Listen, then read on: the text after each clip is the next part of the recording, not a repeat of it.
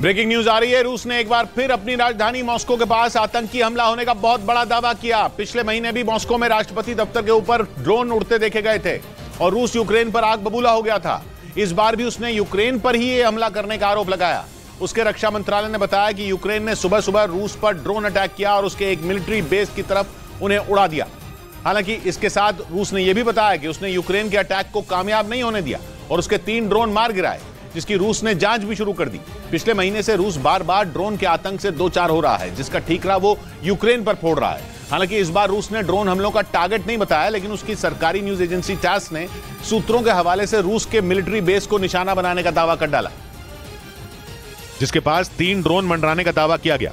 हालांकि रूस के रक्षा मंत्रालय ने आगे यह भी साफ किया कि उसने यूक्रेन के प्लान पर पानी फेर दिया और तीनों ड्रोन को आसमान में ही मार गिराया। बताया गया कि इसके बाद मॉस्को से करीब 60 किलोमीटर दक्षिण पश्चिम में एक गांव में उन ड्रोन का मलबा मिला। सबसे बड़ी बात यह कि उस गांव के पास ही रूस की सेना का अड्डा है। पिछले महीने भी रूस ने यूक्रेन पर मॉस्को में बहुत बड़ा ड्रोन अटैक करने का आरोप लगाया था। 3 मई को मॉस्को में राष्ट्रपति दफ्तर की इमारत के ऊपर ड्रोन मंडराने और फिर उनके क्रैश होने का वीडियो पूरी दुनिया ने देखा था।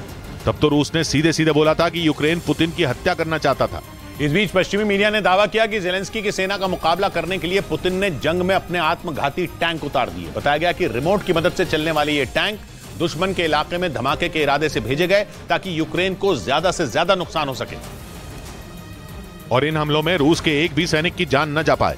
पश्चिमी मीडिया के मुताबिक रूस के ये आत्मघाती टैंक रिमोट की मदद से चलते हैं, जो अपने साथ 6 टन विस्फोटक लेकर दुश्मन के ठिकानों पर पहुंचते हैं, जिसके बाद एक बटन दबाते ही वहां जोरदार धमाका कर दिया जाता है। यही वजह है कि रूस जंग में इन आत्मघाती टैंकों की तादाद लगातार बढ़ा रहा है, ताकि जेलेंस्की की सेना को ज्यादा से ज्यादा नुकसान पहुंचाया जा सके।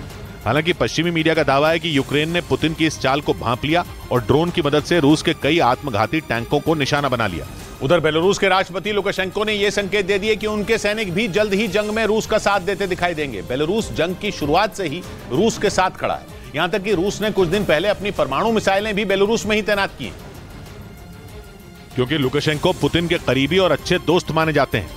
वहीं बेलारूस की सीमा यूक्रेन की सीमा से लगती है, जिसकी वजह से जंग में पुतिन का काम कई गुना आसान हो गया।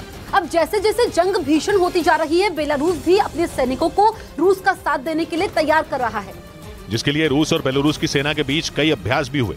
रूस की इस तैयारी के बाद यह माना जा रहा है कि जंग और भीषण हो सकती है और अगर ऐसा हुआ तो लुकाशेंको की सेना भी रूस के लिए बंदूकें उठाने के लिए तैयार होगी।